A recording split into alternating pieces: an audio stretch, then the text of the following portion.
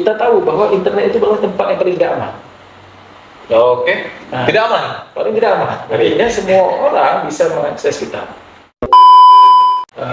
Dalam kurun waktu 2 minggu atau 1 minggu ini, hampir semua kampus, bahkan kampus-kampus besar juga di backlink-kan atau di redirect ke situs-situs Judislo. Namanya sistem informasi, apakah itu website, apakah itu aplikasi, itu tidak pernah lepas yang namanya itu serangan.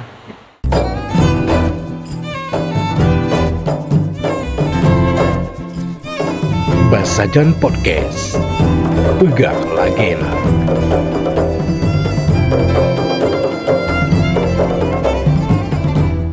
Oke, selamat datang di Basajan Podcast. Kita ada di episode 1 ya. Ada di episode 1. Kita hari ini bersama Bang Hijrah.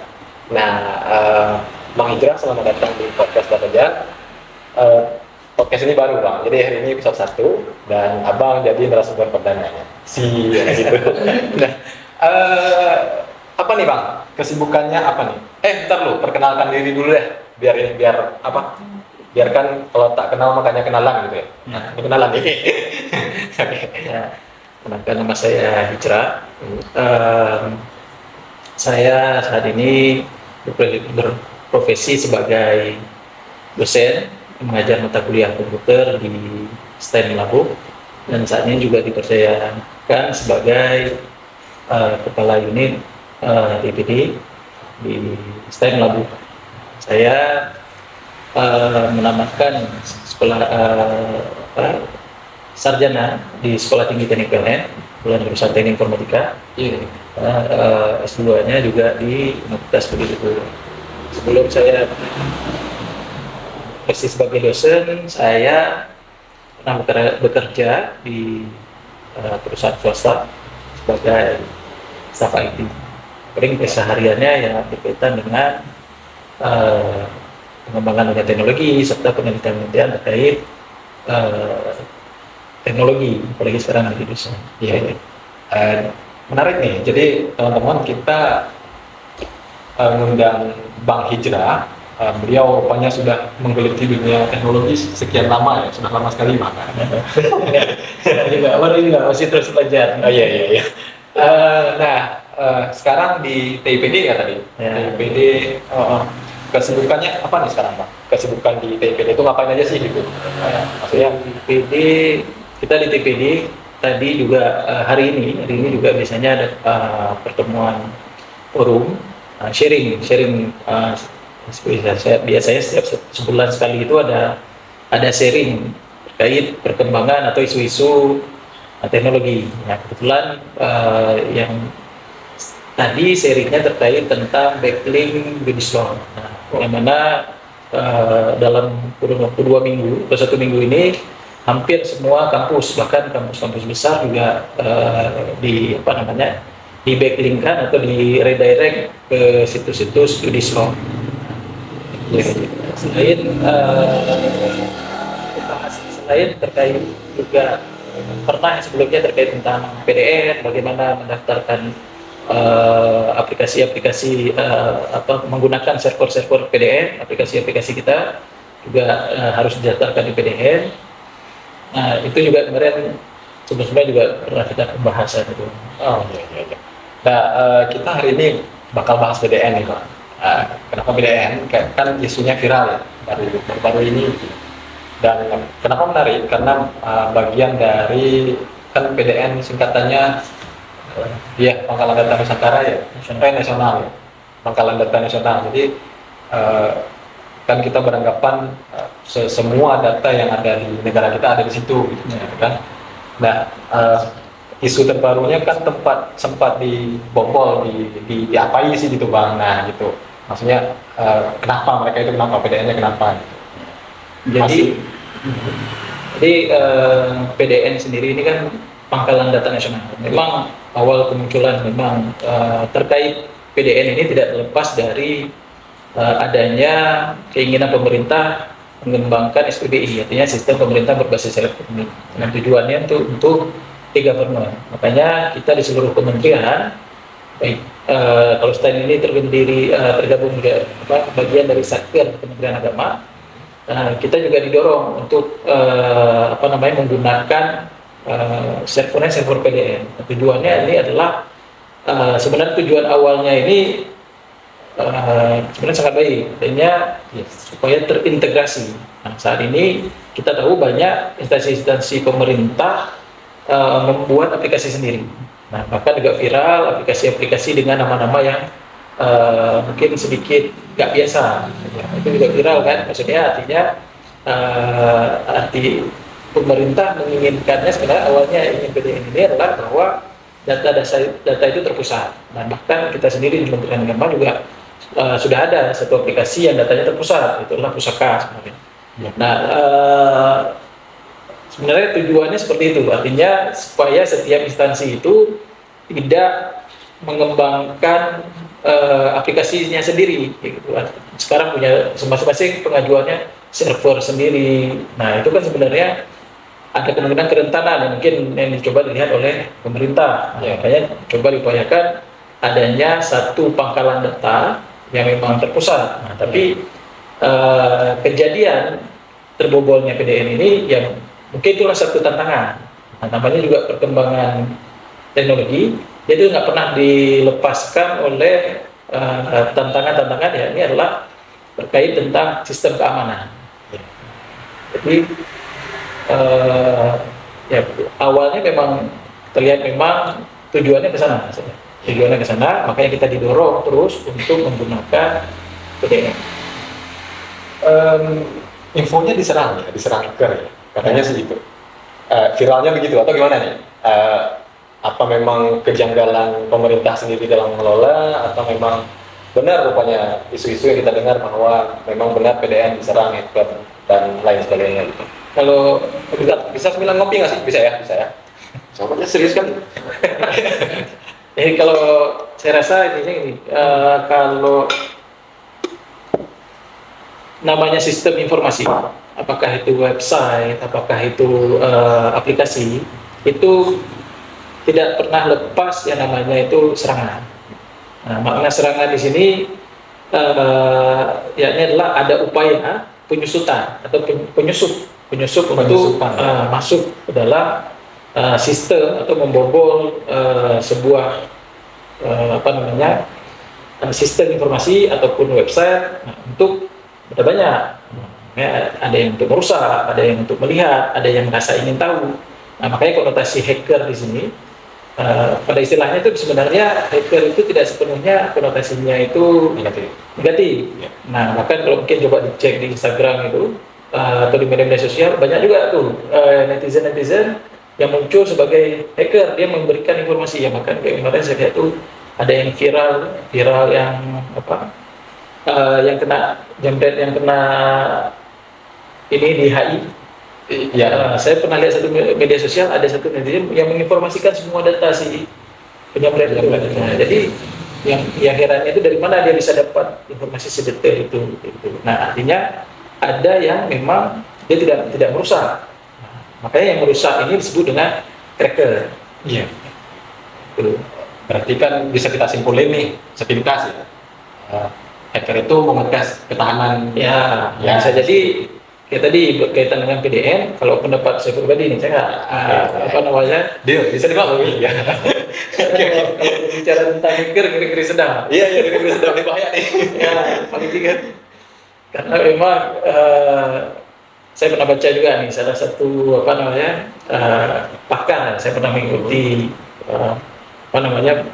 seminar beliau juga. Memang beliau ini di Indonesia juga diakui sebagai pakar IT-nya. Yeah. Itu juga nggak terlalu berani terlalu vulgar untuk menjelaskan tentang hacker dan sebagainya. Maka minta maaf dulu deh. Klarifikasi ini ya. Karena memang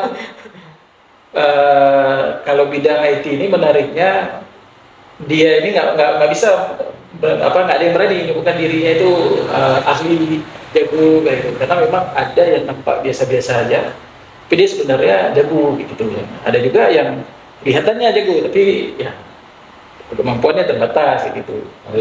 Dikiranya cupu ternyata suhu. Nah itu hacker. Iya. Hacker itu kita nggak Ya, ini. nggak bisa ditebak orangnya yang mana. Tapi kalau dalam konteks PDN ini, Hmm. eh, dengan lumpuhnya beberapa sistem, ada kemungkinan mungkin golongannya itu ya mungkin bisa dikelompokkan ke golongan yang mana. Karena memang ada audit yang dilakukan oleh pemerintah, ada juga gangguan dan sebagainya. Kemungkinan dan ada kemungkinan itulah itu. Nah, itu terlepas mungkin dari persepsi orang itu, apakah mau internal atau eksternal ataupun dan sebagainya. Nah, itu kan balik lagi. Tapi tetap ada tim audit dari pemerintah yang akan berikan informasi lah. Iya, iya. Kan infonya yang sempat kita dengar juga kalau memang PDN itu diserang ransomware ya, kayak apa ya, diserang hacker kemudian ditinggal ransomware di situ, Ya. itulah bahasanya. Nah, ransomware itu apa sih Bang? Kita tahu juga, kita pasti tahu, semua orang pasti tahu kan ransomware itu virus. Ya. Nah, seberbahaya apa tuh ransomware Bang? Karena pengalaman ya, salah satu teman kita di sini di Basajan juga pernah tuh kena ransomware. Saya nggak tahu akibatnya, pokoknya gitu, data dari Dupin, tiba-tiba ada virus di situ. Ya, ada beberapa file yang memang nggak bisa diakses. Plus dia ninggalin sebuah nota di notepad, katanya harus membayar sekian dolar agar bisa dibukakan kembali file pentingnya itu.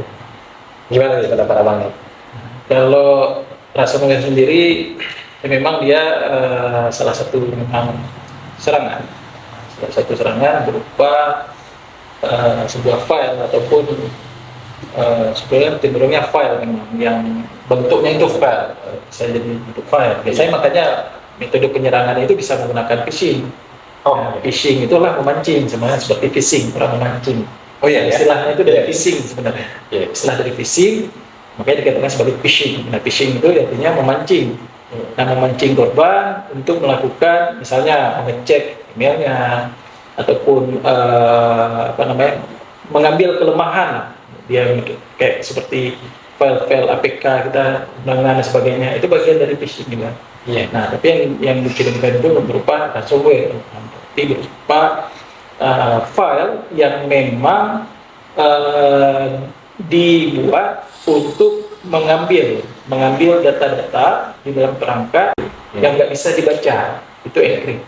Iya. Nah, cara supaya bisa dibaca ya harus di decrypt atau deskripsi. Iya, iya. Nah, deskripsi dibaca. Dari encrypt jadi decrypt ya. Nah, dari encrypt decrypt. Nah, kalau decrypt itu juga sebaliknya menjadi encrypt. Oh.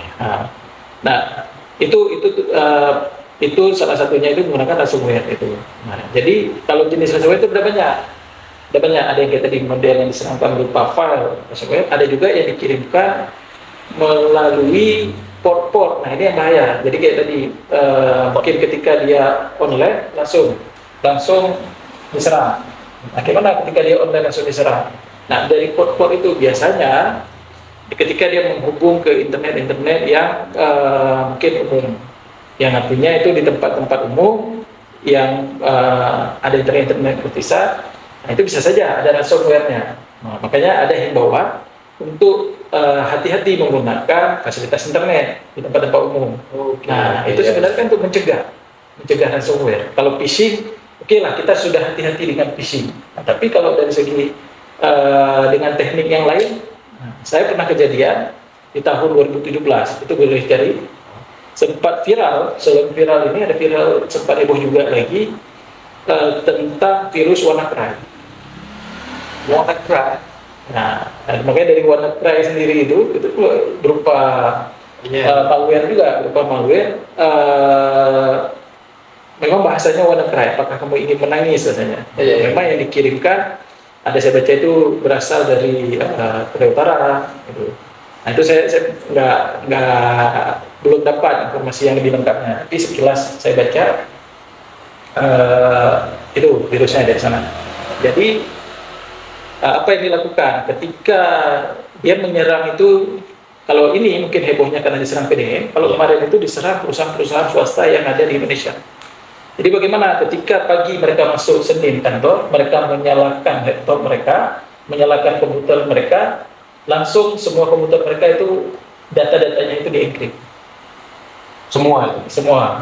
Nah, Penyebabnya kenapa? Penyebabnya karena Windows yang mereka gunakan, biasanya penyerangan paling mudah itu diserang oleh Windows.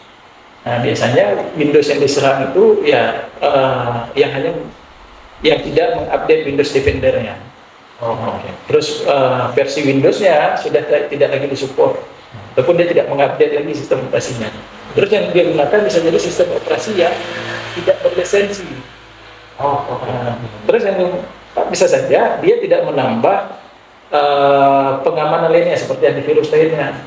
Nah, biasanya coba dilihat paling banyak diserang itu adalah Windows. Nah, makanya kenapa kita harus menggunakan Windows yang berlisensi? Ya, tujuannya itu ketika ada updatean, karena sistem operasi kita terus dikembangkan, diperbarui. Ketika ada update versinya, ada lubang, ada celah yang ditutupi. Nah, ada lubang, ada celah yang ditutupi. Nah, ketika celah itu tidak ditutupi, dikirimlah sejumlah virus yang melalui internet ke dalam sebuah port atau IP yaitu DNS yang bisa memungkinkan masuk. Nah, disitulah ketika orang ada komputer yang memang tidak update dan datanya itu akan di-encrypt. Oke. Nah, lanjut nih Bang.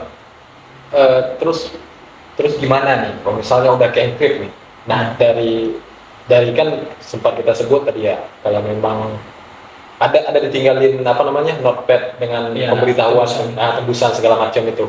Kalau misalnya nggak kita tembus, otomatis data hilang. Ya. Nah, kalau nembus misalnya punya kemungkinan bakal selamat nggak? Nggak juga. Saya ngeri nih. Saya tidak yakin karena memang kalau yang sudah maksudnya akhirnya jarak memang janji itu ditepati. Iya. Nah, jadi bisa ditebus, mungkin dia bertahap, dia akan membagikan setengah dulu, terus bisa saja nanti dia minta lagi tebusan sebagainya. Artinya kalau sudah di-encrypt ya harus pasrah saja sebenarnya. Ya nggak bisa diapa-apain lagi gitu. Iya, cuma data penting kita hilang gitu loh. Ya mungkin tidak bisa kita decrypt lagi, nggak bisa kita baca lagi. Datanya ada, ya, tapi sudah dikunci. Iya. Karena pengalaman yang terlihat juga seperti itu. Jadi memang datanya ada, tidak berpindah sedikit pun, cuman hanya nggak bisa dibuka. Ya, dirubah menjadi bahasa dewa. Iya. Yang nggak kita pahami sama sekali. Bisa kita baca. Itu kalau saya kuliah dulu kayak gitu lah. Kalau kita nggak bisa ini bahasa dewa. Bisa kita baca. Iya, yang susah dipahami. Nah, Bang, terkait PDN tadi ya, terkait PDN kan kita lagi bahas PDN ya. Di PDN sendiri sekarang kasusnya udah selesai. Sempat saya baca berita juga tadi barusan saya baca berita, katanya kasus sudah selesai. Jadi datanya sudah tidak disampaikan, tapi datanya berhasil di decrypt kembali atau tidak. Tapi katanya yang kayak pengirim ransomware yang kita bahas tadi itu ngirimin kode decryptnya gitu ya. Nah, gimana tuh Bang? Apa benar demikian rupanya? Ya, karena memang ketika data itu di encrypt, encrypt ini kan dia ada tekniknya, ada teknik. Abang bisa nggak? Dia sebenarnya kalau kita mengencrypt sendiri itu sebenarnya bisa juga, karena memang itu ini data kita mau kita encrypt biar aman katakanlah gitu ya. Itu juga bisa banyak, karena memang ada metodenya ya. Ada metode MD5 nggak salah, ada banyak metodenya itu metode encrypt. Nah, biasanya tergantung tingkat kekuatan. Semakin baru metodenya semakin sulit encryptannya. Nah, karena dia menggunakan kode-kode yang memang yang bahasa dewa tadi, sebuah teknik memang ada teknik keamanan sistem komputernya. Nah, jadi ada aplikasinya, ada softwarenya untuk mengencrypt. Nah, ketika dari di-decrypt mau di-encrypt, dijadikan sebuah kode, sebuah kunci. Nah, cara untuk membukanya itu dengan memasukkan kunci-kunci tersebut. Nah, jadi ketika dimasukkan kunci tersebut, terbukalah, terdecrypt lah, terbacalah file tadi. Nah, jadi makanya yang dikirim itu kan ada kode ataupun password untuk membukanya. Nah, ibaratnya data ini dikunci, dirubah bahasanya sehingga bahasanya nggak bisa kita baca. Nah, kita masukkan password supaya password itu dibuka, bisa kita baca. Iya. Ya. Masuk. Di tempat kerja Bang di Stan Labuh misalnya tadi. pernah nggak kena gangguan serangan ransomware segala macam? Nah, kalau ransomware mungkin pernah. Jadi pernah gini, kalau ransomware itu biasanya cenderung pada si pengguna ya, user. Nah, tapi kalau kita beberapa kali yang Paling sering. paling pernah kita alami itu adalah serangan DDoS. Serangan DDoS. Terus yang terbaru ini mungkin backlink slot judi gacor. Ya, itu memang saat ini sedang memang paling banyak mungkin di Indonesia ini yang memang sedang dipusingkan oleh backlink slot judi gacor. Nah, itu nggak terlepas dari ya tadi kita bilang banyaknya pengakses dark web. Nah, gitu. Iya. Nah, jadi yang sebenarnya agak berbahaya ini adalah DDoS. DDoS ini dia bisa membuat kerja dari server ini overload. Nah, bahkan dia bisa memaksimalkan penggunaan bandwidth. Nah, karena dengan melakukan permintaan secara berulang-ulang, ya kan waktu yang begitu cepat. Nah, akhirnya ini yang sebenarnya bisa membuat kita sedikit lumpuh ataupun kewalahan lah kalau terkena DDoS. Nah, bahkan saya lihat kemarin ada teman saya yang dari kampus juga, sesama kita di Aceh, itu baru saja kena DDoS. Nah, memang, dan juga ada kampus juga yang lain ini.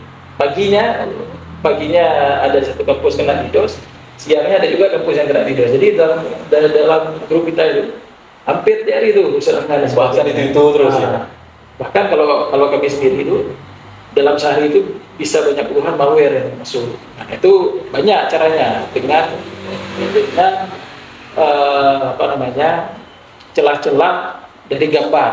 Nah, ketika gambar ada salah satu pengelola website mungkin memasukkan gambar yang dia ambil di internet sembarangan yang tidak sumber jelasnya, dan dia tidak menyadari bahwa gambar itu sudah disusupi oleh malware.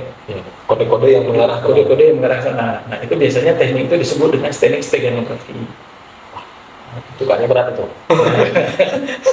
Nah, lanjut nih Bang, terkait infonya nih, info saya benar atau enggaknya nggak tahu, tapi kebanyakan orang sebut nih Bang, katanya PDN itu punya akun yang passwordnya dibuat ala kadarnya. Nah, kita nggak pastikan ya, maksudnya itu benar atau tidak, itu kan urusan pemerintah, kita nggak tahu.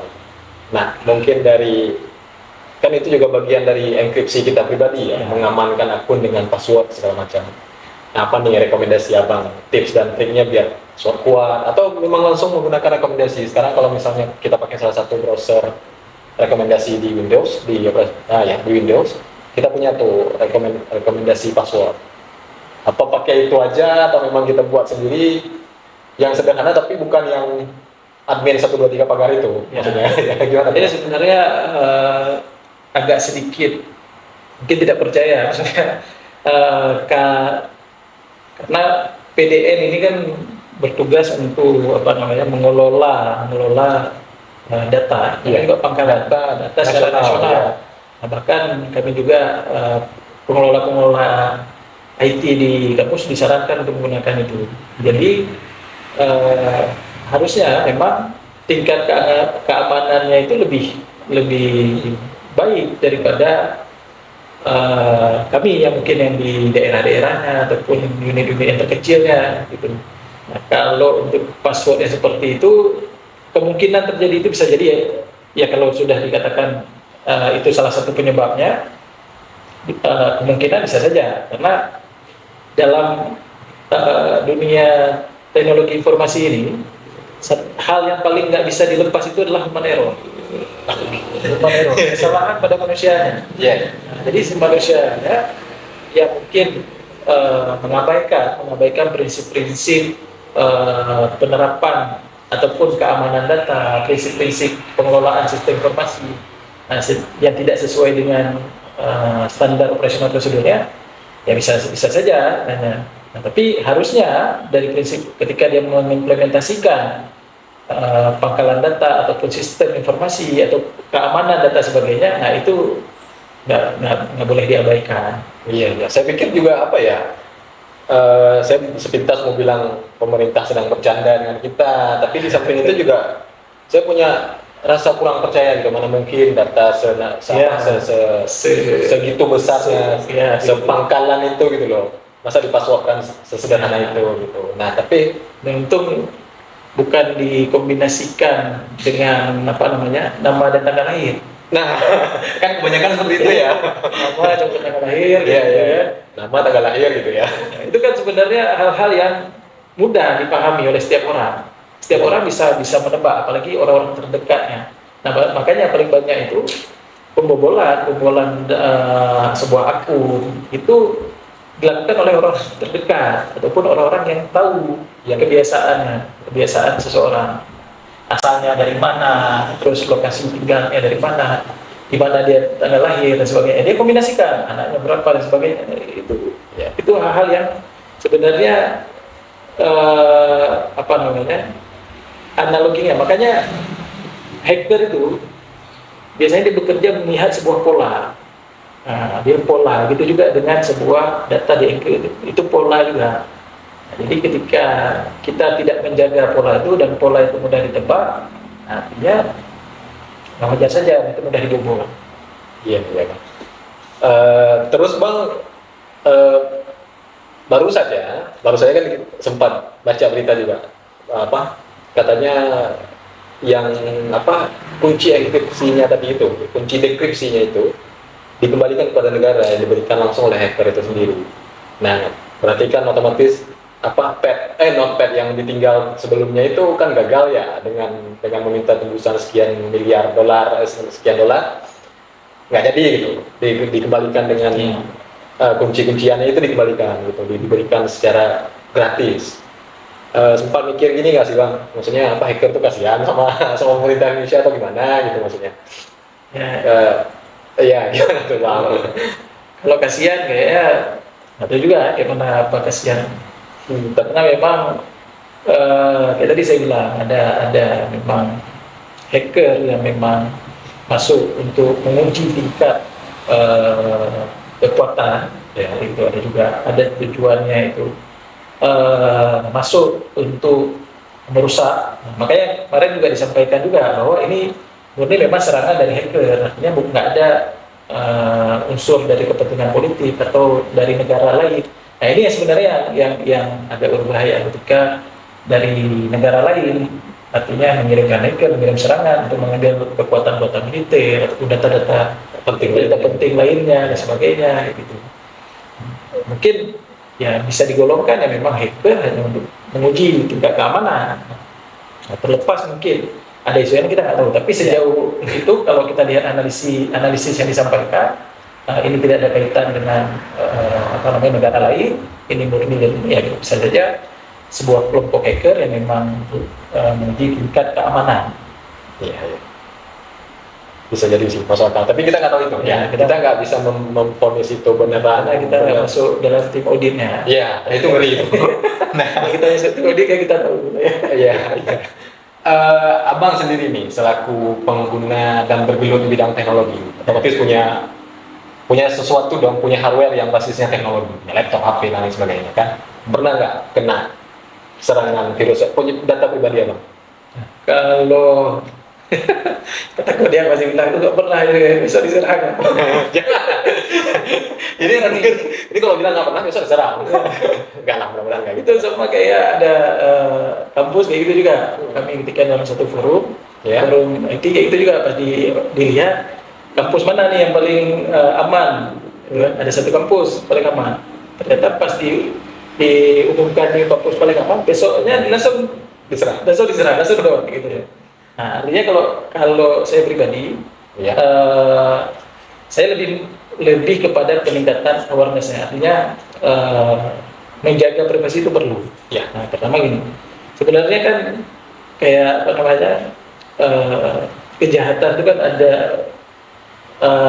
dilakukan kalau ada kesempatan. Ya, kan?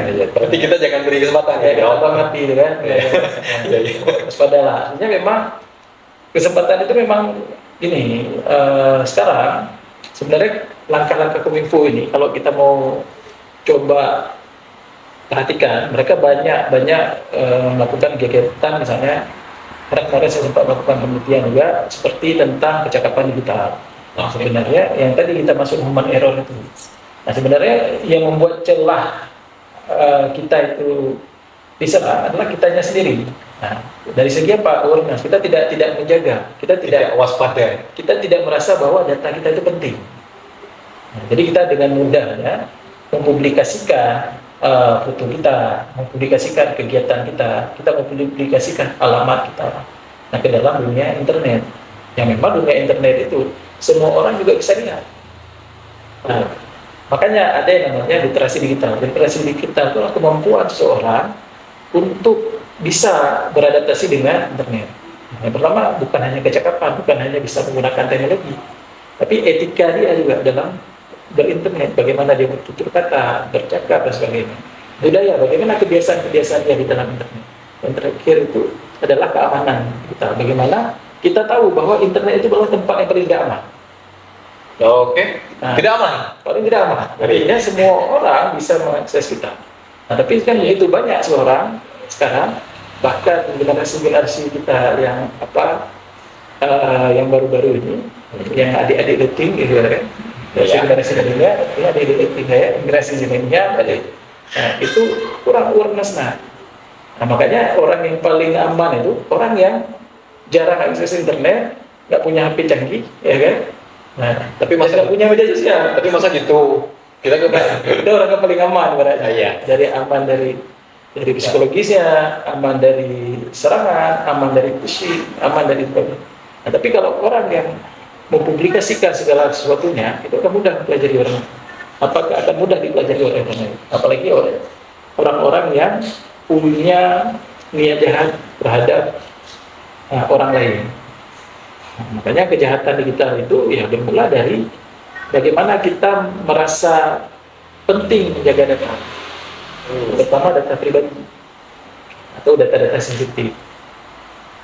Misalnya hari ini kita mau jalan-jalan satu keluarga, kita kasih tahu nih di media sosial, hari ini kami satu keluarga pergi ke luar kota. Secara nggak langsung kita kasih tahu rumah kita kosong. Iya sih, masuk akal itu. Ya, kan secara nggak langsung kita kasih tahu rumah kita itu kosong. Ya. Iya.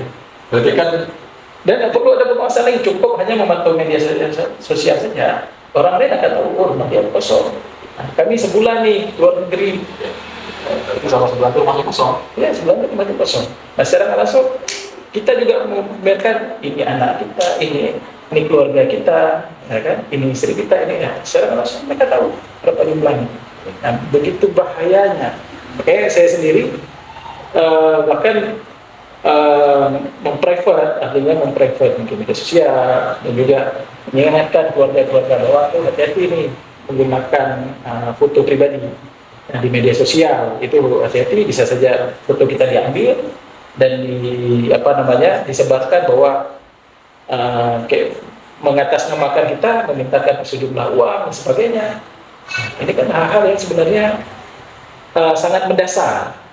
Sebenarnya dari kita sendiri saja, kalau kita tahu berapa begitu berharga data kita, mungkin kita akan lebih aware. Iya sih, yang sebenarnya hal kecil itu kita lupa dan merasa seperti masuk akal sih, apa merasa nggak penting dengan hal-hal kecil seperti itu.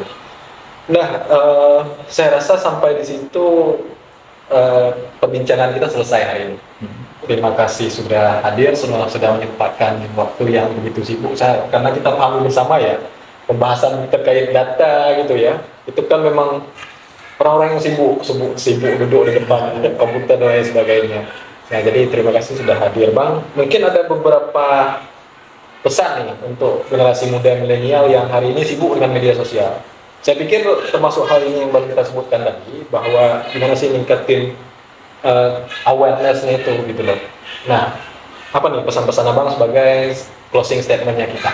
Nah, Jadi seiring berkembangnya teknologi, artinya kemampuan terhadap penguasaan digital itu memang penting. Tapi akan lebih penting itu ketika kita menyadari bahwa ada data sensitif yang harus dibagi, yang harus dijaga. Ada privasi yang harus tidak semuanya itu dibagikan.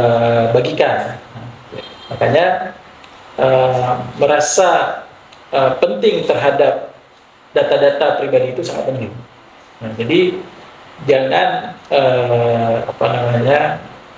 mudah terbawa oleh arus perkembangan teknologi. Jadi apapun latah, jadi ada teknologi baru digunakan, dipublis dan sebagainya, di-share, ya kan? Hati-hati men-share ataupun membagikan data, bahkan informasi. Nah, karena memang ya tadi awareness itu yang lebih penting. Itu aja ya sebagai. Oke, sip. Nah, sampai di sini selesai sudah podcast kita hari ini.